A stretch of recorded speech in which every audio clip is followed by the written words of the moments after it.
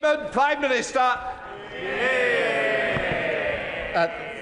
Thank you, Mr. Speaker. With permission, I'll update the House on my visit last week to China and Japan, where we delivered for the British people.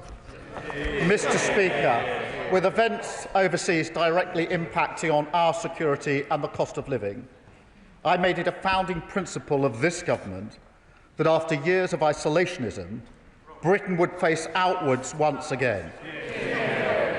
This was an 18-month strategy to rebuild our standing, and we have delivered, strengthening our US relationship with our world-first trade deal, resetting our relationship with the EU, striking a groundbreaking FTA with India, and now thawing our ties with China to put this relationship on a more stable footing for the long term. Mr. Speaker, China is the second biggest economy in the world. Including Hong Kong, it's our third biggest trading partner, supporting 370,000 British jobs, and it is an undeniable presence in global affairs. It would be impossible to safeguard our national interests without engaging with this geopolitical reality. Yet we inherited a policy from the previous government, not of engagement with China, but hiding away and sticking their heads in the sand. While our allies developed a more sophisticated approach, they let the UK fall behind. We became an outlier. Of my three predecessors, none held a single meeting with President Xi. For 8 years, no British Prime Minister visited China. 8 years of missed opportunities. Meanwhile, Mr. Speaker, over that period, President Macron visited China 3 times, German leaders 4 times, the Canadian Prime Minister was there a few weeks ago, Chancellor Merz and President Trump are both due to visit shortly. In this context, refusing to engage would be a derelict. Order! Mr. Klugendart, you will be withdrawing that remark. You will withdraw it. Thank you. Can we calm it down, because I'm sure you'll be wanting to catch my eye. And I would like to hear what you're going to say, so let's not ruin the opportunity. Prime Minister. Mr. Speaker, in this context, refusing to engage would be a dereliction of duty, leaving British interests on the sideline. And incredibly, some in this House still advocate that approach. But, Mr. Speaker, leaders do not hide. Instead, we engage. And we do so on our own terms, because, like our allies, we understand that engagement makes us stronger. Mr. Speaker, protecting our national security is non-negotiable. We're clear-eyed about the threats coming from China in that regard, and we will never waver in our efforts to keep the British people safe. That is why we've given our security services the updated powers and tools that they need to tackle foreign espionage activity wherever they find it, and tackle malicious cyber activity as well. But the fact is, Mr. Speaker, we can do 2 things at once. We can protect ourselves whilst also finding ways to cooperate. And it was in that spirit that we made this visit. I had extensive discussions over many hours with President Xi, Premier Li and other senior leaders. The discussions were positive and constructive. We covered the full range of issues, from strategic stability to trade and investment, opening a direct channel of communication to deliver in the national interest, enabling us to raise frank concerns about activities that impact our national security at the most senior levels of the Chinese system. We agreed to intensify dialogue on cyber issues, and we agreed a new partnership on climate and nature, providing much-needed global leadership on this vital issue. And, Mr. Speaker, I raised a number of areas of difference which matter deeply to this country. I raised the case of Jimmy Lai and called for his release, making clear the strength of feeling in this House. Those discussions will continue. And my right honourable friend, the Foreign Secretary, is in touch with Mr Lai's family to provide further briefing. I raised our human rights concerns in Xinjiang and Tibet. We discussed Taiwan, wider regional stability, Iran and the Middle East. I called on China to end economic support for Russia's war effort, including companies providing dual-use technologies. And I urged them to use their influence on Putin to push for the much-needed ceasefire in Ukraine. And, Mr. Speaker, I also raised the fact that members of this House have been sanctioned by the Chinese authorities. In response, the Chinese have now made it clear that all such restrictions on parliamentarians no longer apply. And I want to be clear, this was not the result of a trade. Exactly. Yes, members will want to see more, I understand that. But that is precisely the point. Ignoring China for 8 years achieved nothing. This step is an early indication, not the sum total, of the kind of progress that this sort of engagement can achieve, through leader-to-leader discussion on sensitive issues, to stand up for British interests. Mr. Speaker, my visit was also about creating new opportunities for British businesses to deliver jobs and growth for the British people. We took with us a brilliant delegation of nearly 60 businesses and cultural powerhouses, the very best of British, as an embodiment of what this country has to offer. If anyone's in doubt as to why this matters, I urge them to spend a few minutes with any one of those businesses. They will tell you about the incredible potential there and the importance of getting out there and accessing the market. And we made significant progress, paving the way to open the Chinese market for British exports, including our world-leading services sector. We secured a 30-day visa-free travel for all Brits, including business travellers. We secured China's agreement to halve whisky tariffs from 10% to 5%. This is worth £250 million to the UK over the next 5 years. A significant win for our iconic whisky industry, particularly in Scotland. And, Mr. Speaker, that lower tariff comes into force today. In total, we secured £2.3 billion in market access wins, including for financial services, £2.2 billion in export deals for British companies, and hundreds of millions worth of new investments. In addition, Mr. Speaker, we agreed to work together in some key areas of law enforcement. Last year, around 60% of all small boat engines used by smuggling gangs came from China. So we struck a border security pact to enable joint law enforcement action to disrupt that supply at source. We also agreed to scale up removals of those with no right to be in the United Kingdom and to work together to crack down on the supply of synthetic opioids. We will continue to develop our work across all these areas because, Mr. Speaker, this is the start of the process, not the end of it. My visit was not just about coming back with these agreements. It was about the wider question of setting this relationship on a better path, which allows us to deal with issues and seize opportunities in a way that the previous government failed to do. Finally, Mr. Speaker, let me say a word about my meetings in Tokyo. Japan remains one of our closest allies. Together, we're the leading economies in the CPTPP, partners in the G7, the G20, and the Coalition of the Willing. And they are the UK's largest inward investor outside the United States and Europe. So I had an extremely productive meeting with the Prime Minister as we set out our shared priorities to build an even deeper partnership in the years to come. That includes working together for peace and security, supporting Ukraine as we work for a just and lasting peace, and deepening our cooperation in cutting-edge defence production, including through GCAP.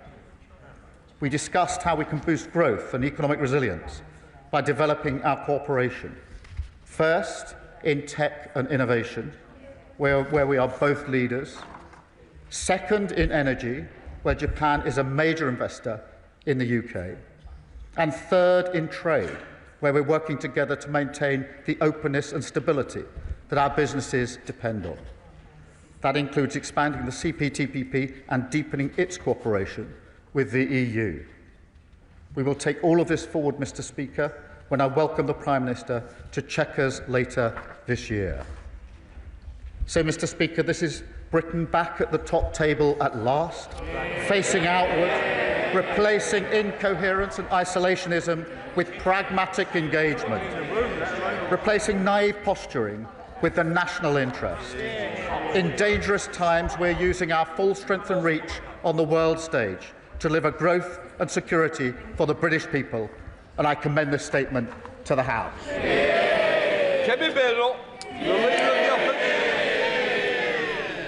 Thank you, Mr. Speaker, and I thank the Prime Minister for advance sight of his statement, but it is utterly reprehensible that he began it by accusing the previous government of isolationism.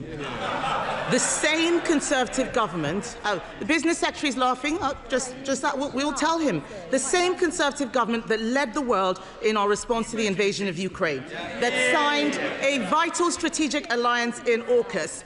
The Business Secretary is asking how many FTAs. We signed Britain's biggest post-Brexit trade deal, the CPTPP, bringing us closer to the 11 Indo-Pacific nations, including Japan. He asks, I know about that deal because I signed it myself. And so I welcome the Prime Minister's efforts to collaborate more with our long-standing ally, Japan. But let's turn to China. Of course Britain should engage with China, even though the Chancellor wasn't allowed to go, even though they are an authoritarian state who seek to undermine our interests, even though they spy on us, sometimes within the walls of this building, even though they fund regimes around the world hostile to our country, they are a fact of life, a global power, and an economic reality. So let me be clear. It is not the Prime Minister engaging with China that we take issue with. What we are criticising is his supine and short-termist approach. I'm sure the Prime Minister means well, but his negotiating tactic has always been to give everything away in the hope that people will be nice to him in return. Before the Prime Minister even got on the plane, he'd already shown that he would do anything to demonstrate his good relationship with China. But China uses every interaction to improve its own position. The Prime Minister looked like he enjoyed his trip. In fact, it looked like a dream come true for a man who was virtually a communist most of his life. But apart from the...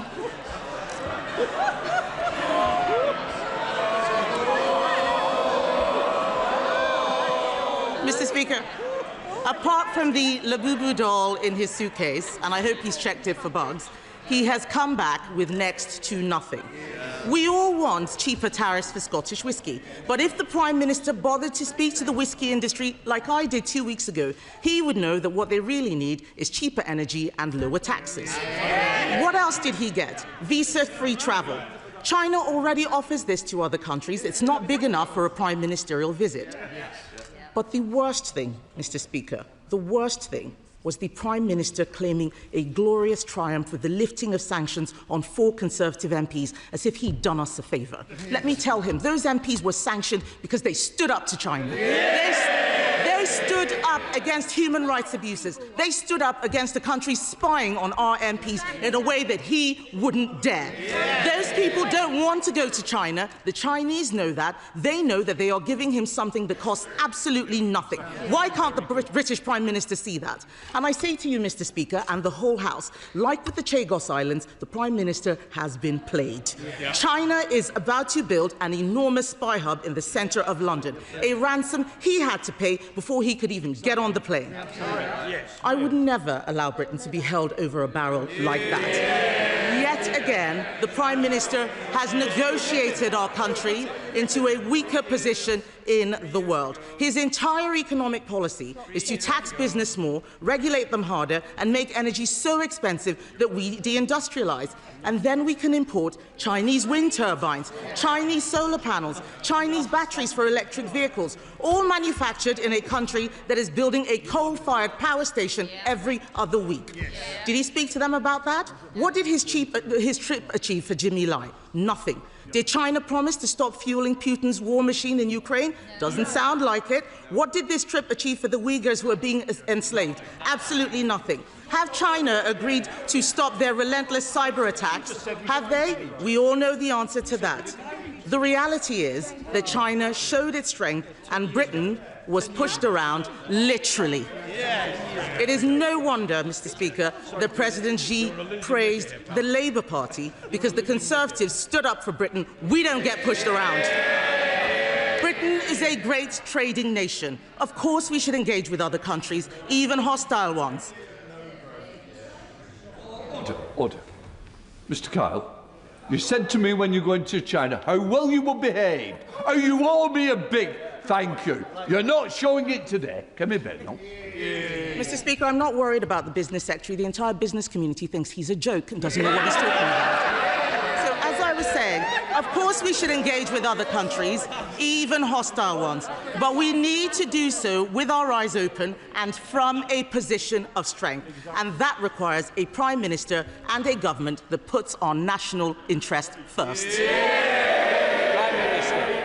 Mr. Speaker, let me see if I understand her position. This is the Leader of the Opposition who said we should empty chair the most important NATO summit for years, who wouldn't turn up to the G7, who would rip up our valuable trade deals with the US, India and the EU. This is the Leader of the Opposition who characterised Greenland as a second-order issue, then undermined the government's position on sovereignty. And when it comes to China, her policy is to stick her head in the sand, unable to influence anything. In a volatile world, that is not policy, that's an abdication of responsibility. No wonder her front bench are leaving in droves. And Mr. Speaker, she talks of the embassy. China's had an embassy in the UK since 1877. It's currently spread across 7 sites. The Leader of the Opposition is so busy trying to hold her party together, she's clearly not read the letter the Security and Intelligence Services. But, Mr. Speaker, she claims great interest in the China embassy. She was offered an invite for a Privy Council briefing on the issue. What did she do? She chose not to attend. Mr. Speaker, that's a dereliction of duty. Even worse, what did she do? She sent in her place the member for Croydon South, the Shadow Home Secretary. That is a double dereliction of duty. Instead of taking up a Privy Council briefing, she took up a megaphone on the streets outside the embassy. I changed my party from a party of protest to a party of power. She's rapidly going in the opposite direction. And her reply this afternoon seems to be that we should engage with China, but not engage with China. That what we should do, instead of leader-to-leader discussions where we raise all the opportunities and the difficult issues, each and every one of them, instead of those leader-to-leader meetings, she'll get a bag of sand and put her head in it and influence absolutely nothing. They're so unserious about world affairs. Chair of the Foreign Affairs Select Committee, Dame Emily Thornbury. Thank you very much, Mr. Speaker.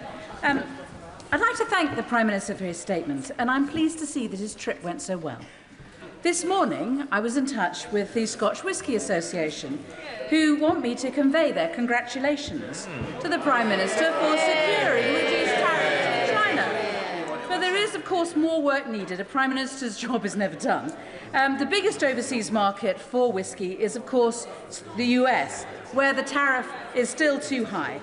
So can the Prime Minister confirm that this will not be the end of the support that he will give to the Scotch whisky industry and will continue to be an advocate for them? Yes, I can confirm that. We're continuing to work with the US and, of course, the India deal that we secured will have an impact on tariff for whisky as well. Okay.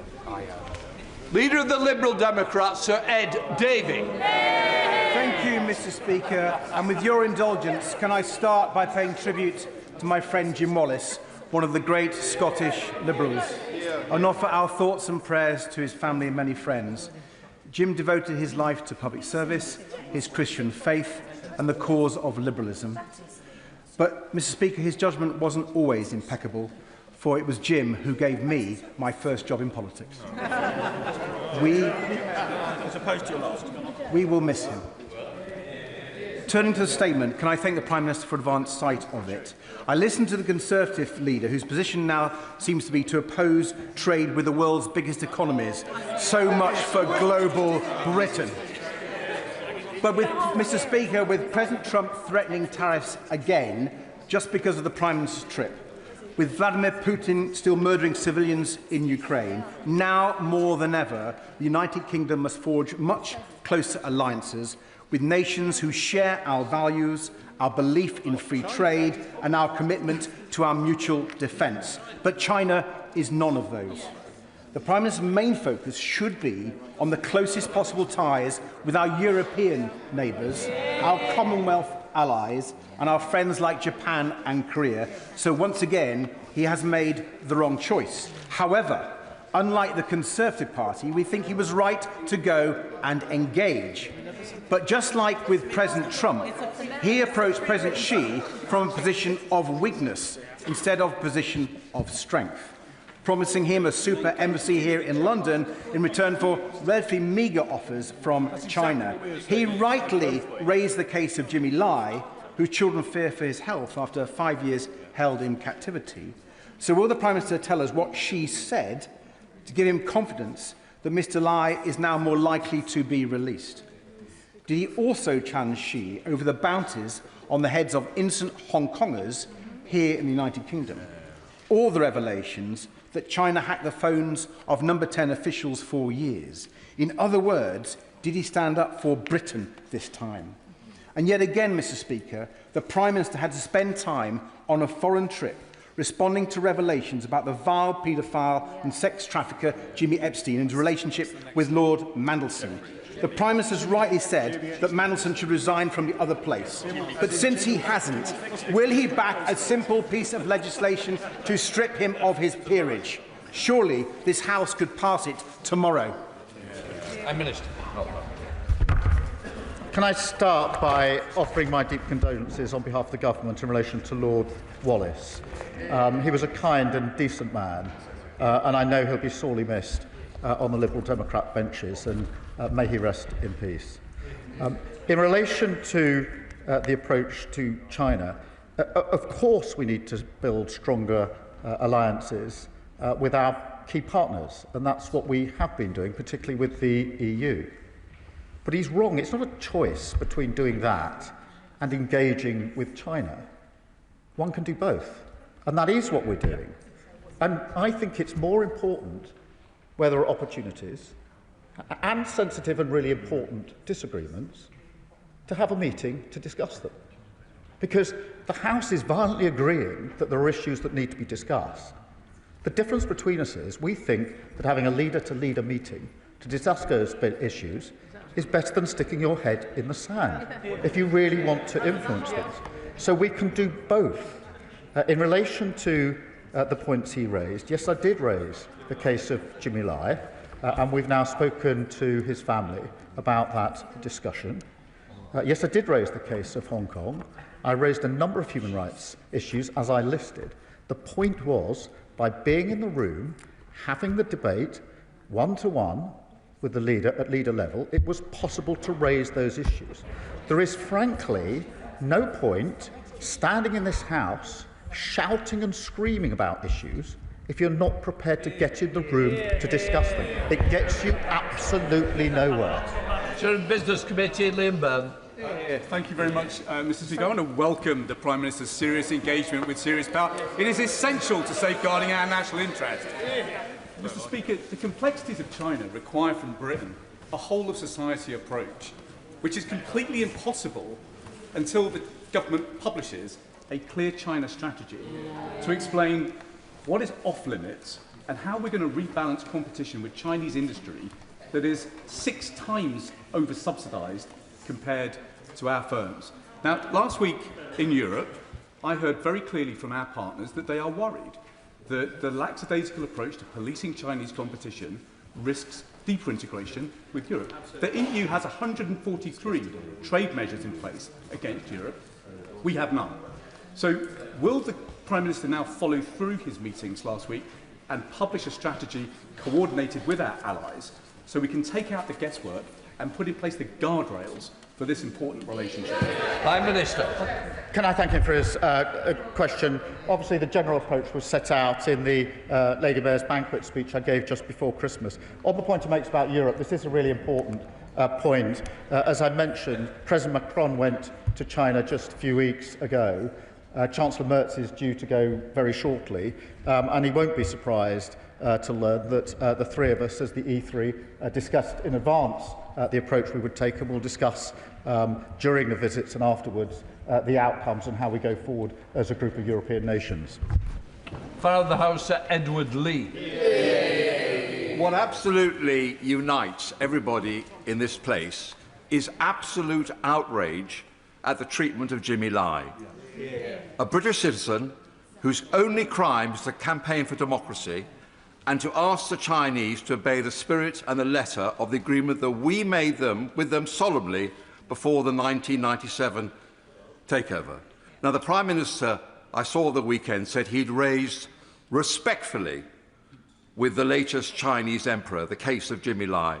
Respectfully, doesn't the Prime Minister realise that the Chinese only accept strength, that everything is a deal? So why didn't he say to them, there'll be no Chinese embassy until you stop spying us in this House, that you give an absolute assurance to us on Diego Garcia, and above all, you free Jimmy Lai now? Mr. Speaker, I raised the case of Jimmy Lai in terms with the President, as in fact I did, as he knows, at the G20 when I met the President for the first time, and we have updated the family in relation to the progress that we've made. But the position of the party opposite seems to be you should raise the case of Jimmy Lai by not going to China and raising the case of Jimmy Lai. Defence Select Committee, Tan Singh Desi. Thank you very much, Mr. Speaker. We must engage pragmatically with our allies and with others around the world when it serves a national interest, and that is why I welcome the Prime Minister's engagement with both our close ally Japan as well as our major trading partner China. I also welcome my right honourable friend's commitment to the Global Combat Air Programme, which, as the Defence Committee illustrated, is of vital strategic importance as we develop the next generation of fighter jets. But our Japanese and Italian friends are understandably nervous because we have as yet not penned to paper the full contract as was planned last year for Tempest. So can the Prime Minister clarify when that fully formalised contract on GCAP will be penned, and can he also confirm that the timeline and programme will not be sliding sideways?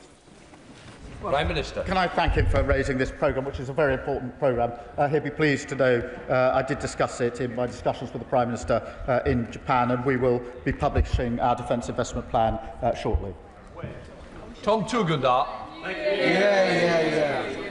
Thank you, Mr. Speaker. You have been stalwart in standing with those of us who were sanctioned by the People's Republic of China all those years ago, and you've been very clear that we stand as one in this House.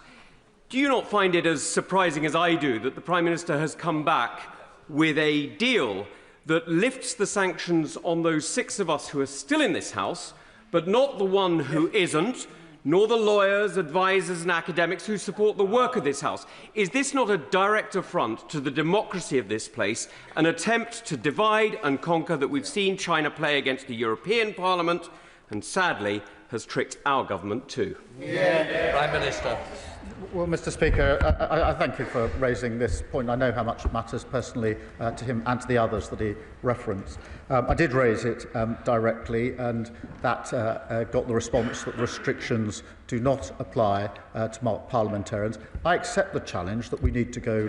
I accept the challenge, the point that we need to go further. That doesn't mean that what we've achieved should be put to one side. I accept that we must go further, and I'll work with colleagues across the House in order to do so. But in order to go further, we have to engage, and we have to engage at the leader level. Tony Vaughan. Thank you, Mr. Speaker. Can I thank the Prime Minister on his grown-up approach to UK engagement with China? And can I also congratulate him on the agreement for a crackdown on manufacturers of small boat engines and parts, which directly impacts my constituency. But given that the party opposite wouldn't even have gone to China, would you agree with me that the choice is between the Labour government doing the hard yards to shut down the smuggler supply chains and the Tory party who prefer posturing and permanent failure in the Channel? Prime Minister. Thank you for raising 60% of motors used across the Channel are coming from China, so of course it's right to engage appropriately in China on this issue and to get the agreement we got, Mr. Speaker, on information sharing and working to ensure that those engines can't make their way from China to the north coast of France. Taylor. Mr. Speaker, I'm going to have another chance, another try at the question my right honourable friend asked in his original statement. Can the Prime Minister tell us what President Xi said about the case of Jimmy Lai and what gave him the confidence that we might see movement in the case soon? Can he also let us know what the response was on challenging the bounties put on the heads of dissidents that are here in the United Kingdom, and whether he challenged the transnational repressions that Hong Kongers across the country fear, and whether there's any prospect of them being able to walk the streets without worrying about interference from the Chinese state on our streets? Prime Minister. As I told the House, I raised the case of Jimmy Lai in terms. I won't go into the details of the discussion. Safe to say that we've subsequently spoken to Jimmy Lai's family about that. In relation to the wider issues he raises, including Hong Kong, yes, all of those issues were raised. Samantha Nim. Mr. Speaker, I want to thank the Prime Minister for his incredible leadership on an international scale, which has a direct benefit on us domestically, not least the disrupting of the supply chain for engines to small boats. I just wonder, because it's not a silver bullet to solve the challenge with immigration through illegal routes, whether the conversation came up about TikTok being used as a platform to share disinformation and misinformation to encourage people to make dangerous journeys. Prime Minister. We raised a number of issues in relation to smuggling, but the focus was very much on the small boat, on the engines for the small boats, because of the fact that 60% of them are coming from China. We need to stop that supply chain if we're going to deal with the crossings. Sir Andrew Mitchell. Thank you, Mr. Speaker. In spite of the somewhat thin economic gruel with which he has returned, the Prime Minister was absolutely right to visit China.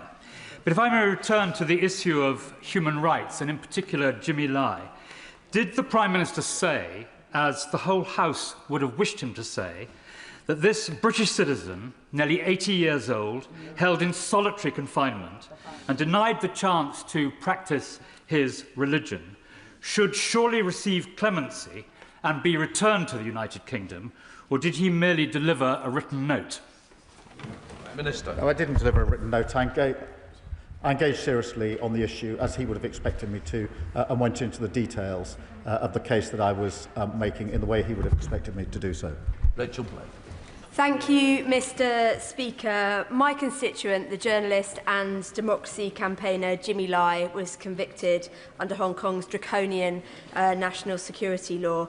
I've listened carefully to what my right honourable friend, the Prime Minister, has said. We have heard that he has raised this issue on his visit. Jimmy Lai is desperately unwell now. His health is failing. I've heard what the Prime Minister has to say. I'm grateful that the Foreign Secretary will be speaking to Jimmy's family. Can the Prime Minister share with us his assessment of will we see Jimmy Lai free in 2026? Prime Minister. Can I thank her for all the work she does on behalf of her constituent? Yes, I did raise this and in detail and made it clear that we were calling for his release, plus other details of the situation in which his health and the situation is being held in. I believe it's the right thing to engage at the highest level on issues of such concern and to have that conversation. I believe that is a far better strategy than putting your head in the sand, which is the policy apparently of the party opposite. Stephen Flynn.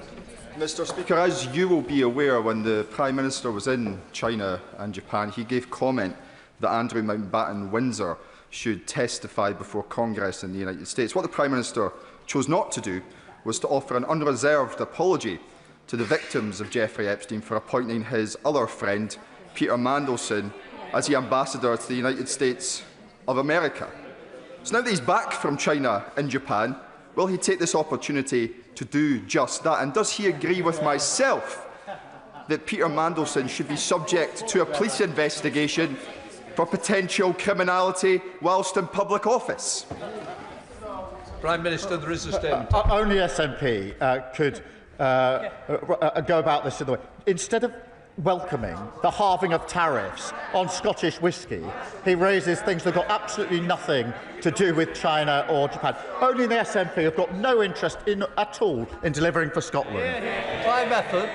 Thank you, Mr. Speaker.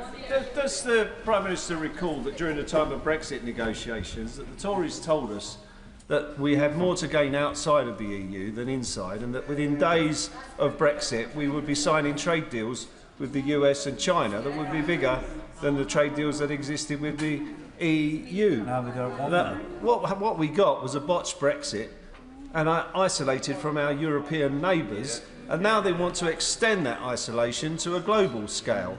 My honourable friend agree with me that Britain wouldn't be treated decently or with any confidence by our global neighbours or global friends if we'd adopted such an approach.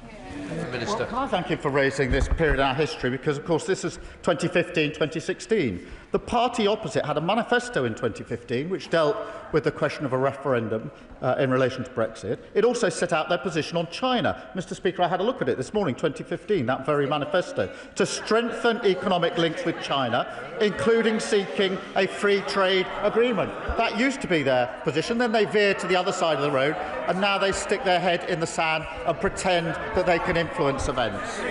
William Lewis. Prime Minister's position seems to be that if a bully is big enough, rich enough and powerful enough, the pragmatic thing to do is to pay into his protection racket. Can he at least show some sign of moral compass by accepting the fact that China is a repressive, brutal, communist, totalitarian state which dishonoured all the provisions of the Hong Kong Agreement? Prime Minister.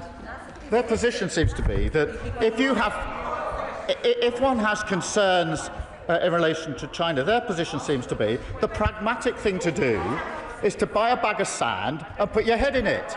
I don't think that's going to influence anything. Nothing said here has any influence if you don't have a meeting.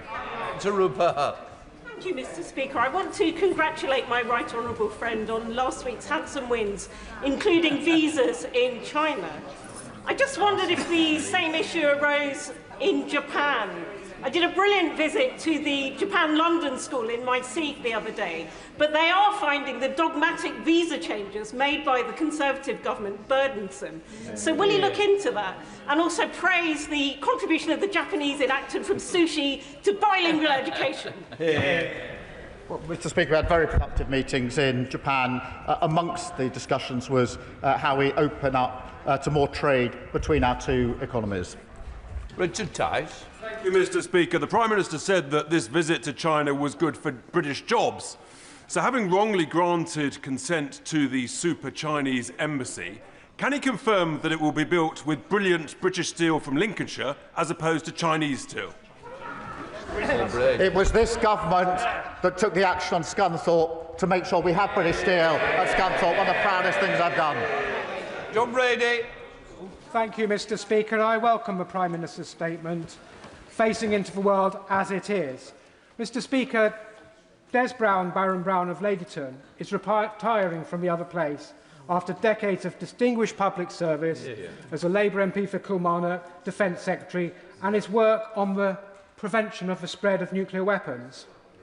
China is a significant and growing nuclear power with over 600 warheads, and this week the US and Russia New START treaty comes to an end.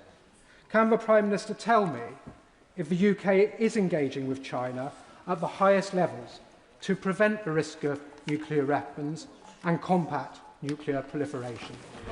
Prime Minister. Well, can I first start by paying tribute to the contribution that Lord Brown has made and to assure him that our discussions with China did include how we de-risk the situation in relation the risk in relation to nuclear weapons. Is it 3:30? Alicia Cairns. Yeah. When John Major went to Beijing, he spoke clearly and said, "We will not forget Tiananmen Square." In contrast, the Prime Minister refused to say Jimmy Lai's name himself until he was wheels up. I have never said we should not engage with Beijing. I have said we should not give them a propaganda visit. And it is extraordinary to abdicate the responsibility of the Chinese Communist Party, whose actions we had to respond to, and therefore pause trade talks, as if they have done nothing wrong. Finally, the Prime Minister met with Kai Chi, the man responsible for running 2 spies who are undermining this Parliament. He excluded that from his statement. Why doesn't he tell us why he thought it was acceptable to meet with this man and what exactly he got out of it in the British interest? This is so pathetic. Honestly. At the highest level and one-to-one, I raised each of the issues of difference between our 2 countries. Each and every one of them in the way the House would have expected. And that is what they're criticising. They seem genuinely to believe, Mr. Speaker, that these issues can be progressed or influenced by doing nothing about it. You have to be in the room to have a discussion. That's what we did. Alex Selby. Thank you, Mr. Speaker. I think it's right that the Prime Minister goes to China if he's acting in the best interests of all of those that are living here. Last year, the Joint Committee on Human Rights undertook an inquiry on transnational repression. In front of us, we had Chloe Chung, a young Hong Konger from Leeds who'd had a $1 million Hong Kong bounty put on her head. She told us about how she'd been intimidated and harassed. Did the Prime Minister speak up for all the Hong Kongers in the UK who had bounties on their heads, who have been intimidated, harassed, and ensure that people living in the United Kingdom are safe from the Chinese regime? Prime Minister. Mr. Speaker, that's exactly why we raised the issues of human rights at numerous levels on the visit. Monica Harwood. Thank you, Mr. Speaker. Mr. Speaker, I noticed that mention of Japan took the Prime Minister 1 minute and the last minute of a 10-minute speech on China and Japan. Japan is not only the largest inward investor into the UK, apart from the EU and US, but is a vital liberal democracy in the Indo-Pacific and a key security partner in maintaining regional stability in the face of growing Chinese assertiveness. Given the growing security risks and strategic instability across the region, can the Prime Minister assure the House that engagement with Beijing will not weaken the UK's alignment with Japan, one of our most important democratic partners? Prime Minister. Yes, I can assure her of that. Jonathan Davies. Thank you very much, Mr. Speaker. In respect of the statement following the visit to China and Japan, I thank the Prime Minister for being in the room and challenging China on its appalling human rights record and also fighting for British jobs. But in respect of his visit to Japan, can I ask, did the issue of Toyota come up? Because Toyota is a significant employer in Derbyshire. It's worth over £5.5 billion to the local economy. And can we do more with Toyota because it's really good for jobs here? Yes, we did discuss the car manufacturing that is going on at the moment, the potential for further work in that regard, along with other issues of trade broadening between our 2 countries. Sir John Whittingdale.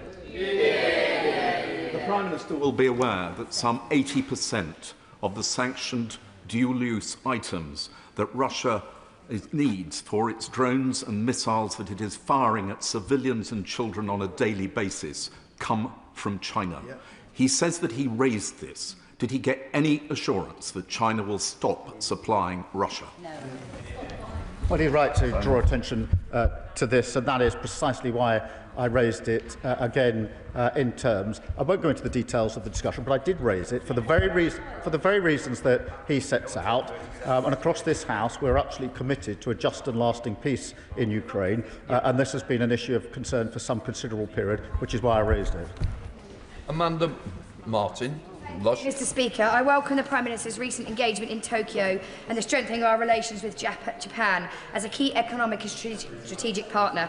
Can he explain how SMEs in Portsmouth, particularly in maritime and defence, such as Griffin Marine, alongside the creative industries, will benefit from deeper UK-Japan cooperation? Because, Mr. Speaker, having seen Archie Cole, my 18-year-old son, a professional wrestler, currently competing on Tokyo TV in Magic Monday, I know firsthand how international engagement can open doors for individuals and Portsmouth local businesses alike. Can I congratulate her son on his achievements? And in relation to SMEs and businesses, yes, we discussed how we can enhance our engagement and enhance growth and jobs right across all of our constituencies, including hers. Mr. McVeigh. Does the Prime Minister accept that in his rush to hoover up economic crumbs from President Xi due to his appalling handling of our economy, he is having to increase strategic dependence on Beijing? The public see the risks he's taking with UK security. Does he? Prime Minister. Mr. Speaker, the first thing I'd say is they crush the economy, so lectures from them on the economy are not welcome. As I said in my statement, national security is at the heart of our approach to China, as it is to every issue that we take up. And it is quite possible to have a discussion about the opportunities available to our country whilst also safeguarding our national security. That's what we're doing in a grown-up, mature way. Go to Snell. Thank you very much, Mr. Speaker. Further to the question from our right honourable friend from Birmingham, Hodge Hill and Solihull North, the anti-dumping measures that we impose on Chinese goods into this country protect hundreds of jobs in Stoke-on-Trent, whether that be in the ceramic, tableware manufacturing sector or the retreading tyres at the Michelin factory. Is the Prime Minister able to give a guarantee that as economic work with China continues, that these measures will not be junked? Because it's not an abstract measure, Mr. Speaker. It is protecting hundreds of jobs in a part of the country that most needs them. I thank you for raising this issue, and I can give him that assurance. I know how much it matters, and that's the approach that we've taken. Chris Law. Mr. Speaker, over the past weeks, thousands of Chinese fishing boats have been tracked, creating up to a 300-mile-long blockage